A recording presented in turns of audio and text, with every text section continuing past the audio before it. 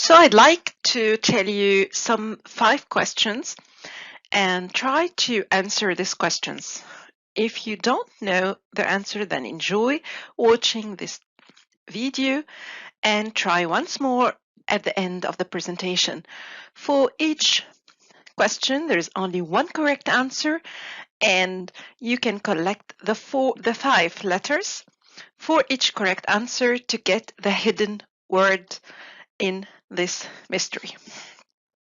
So let's start. For proper indexation of the left ventricular mass, which parameters should be available? The weight of the patient, his height, body mass index, or body surface area. The question number 2, which of the following regarding the assessment of the LV systolic function is incorrect? LV ejection fraction should be assessed and documented in every patient undergoing standard echocardiography. E-point septal separation less than 6 mm indicate an impaired LV systolic function. A MAPC less than 7 mm correlates with an ejection fraction of less than 30% in normal and dilated ventricles, and 3-dimensional echo is the most accurate echocardiographic method for assessment of the left ventricular ejection fraction. The third question, for proper assessment of the LV diastolic function, which of the following is correct? In patients with normal ejection fraction, transmitral velocities are sufficient for assessment of the LV diastolic function. The mitral ear ratio is age independent. Assessment of the LV diastolic function should be based on a comprehensive approach using different parameters, namely the left atrial volume index, the E' ratio, tissue Doppler-derived velocities, and the tricuspid regurgitation velocity. And finally, the presence of L wave in the transmitral flow pattern suggests a normal LV diastolic function. Question number 4.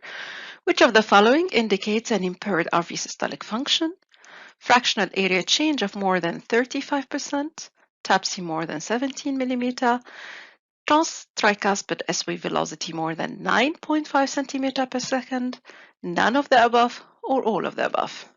And finally, which of the following should be assessed while evaluating a case with mitral valve regurgitation?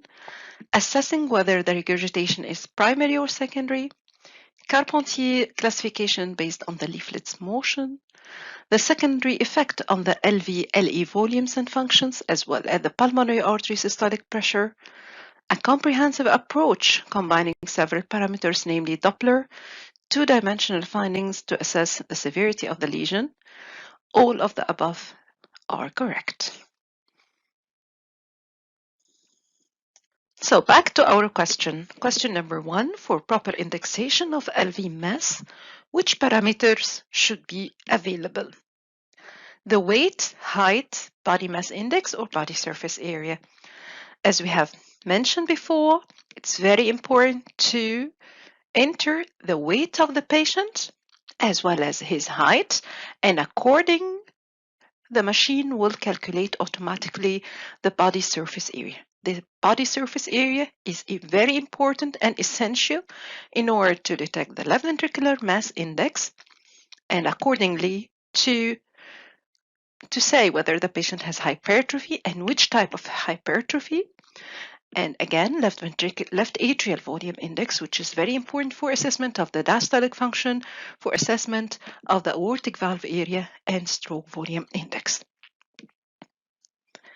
Accordingly, the correct answer is body surface area with the letter L.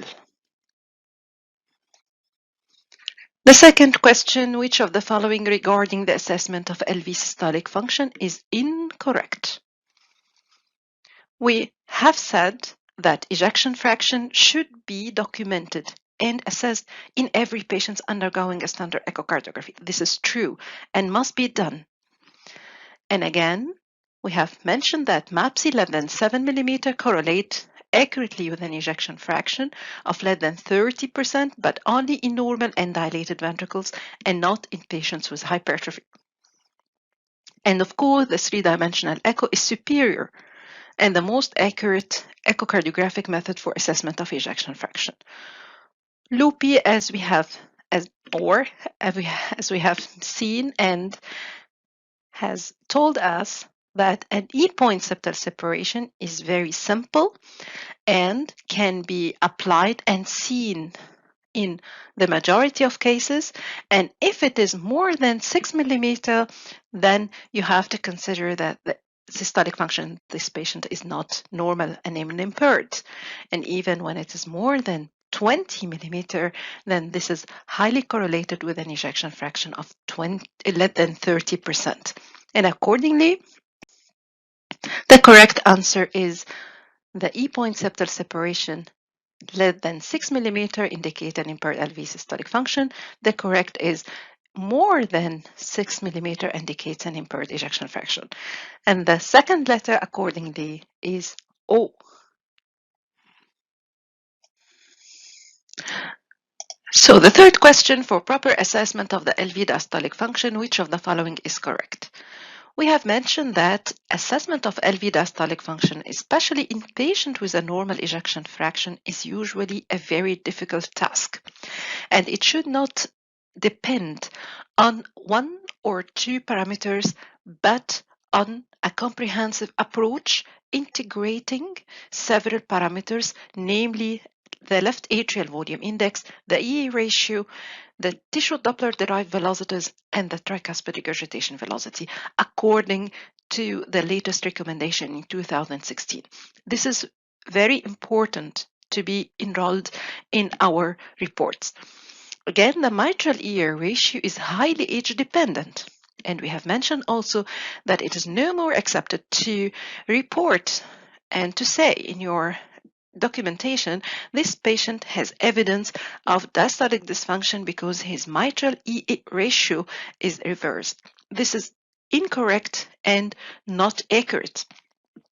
And it could be used in patients with an impaired ejection fraction, but in normal patients who are elderly shouldn't be the only way to be used for assessment of the LV diastolic dysfunction.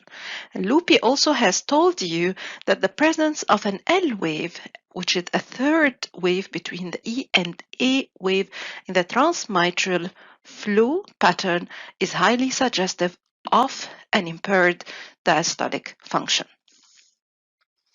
And accordingly, the correct answer is the assessment of the LV diastolic function should be based on a comprehensive approach using different parameters, namely left atrial volume index, E prime ratio, the tissue Doppler-derived velocities, and the tricuspid regurgitation velocity. And the letter is O. Which of the following indicates an impaired RV systolic function? Of course, all the three answers are incorrect because their presence mean that the right ventricular function is normal, and accordingly, none of the above is the correct answer with the letter of P. And finally, which of the following should be assessed while evaluating mitral regurgitation? Again, it is not easy always to know the etiology or to judge the severity of the mitral valve regurgitation, and accordingly, we have mentioned that it should be a detailed and it should be based on a comprehensive approach, again, using several parameters. And we have mentioned that we need Doppler parameters, two-dimensional parameters, and of course, the effect or secondary effect on the left atrium and left ventricle and the pulmonary circulation. This is very important. We have always to include the Carpentier classification in our report. This is very helpful and very important. And of course, we have to mention whether it's primary or secondary because this will impact the prognosis and will impact the management of this patient, whether for surgery, whether for mitral clip, or any other modality for treatment. Accordingly, the correct answer is all of the above. And the missed or the hidden word was the name of our echocardiographic expert, which is Loopy, who thanks you a lot for watching and wish you a nice day. Thank you.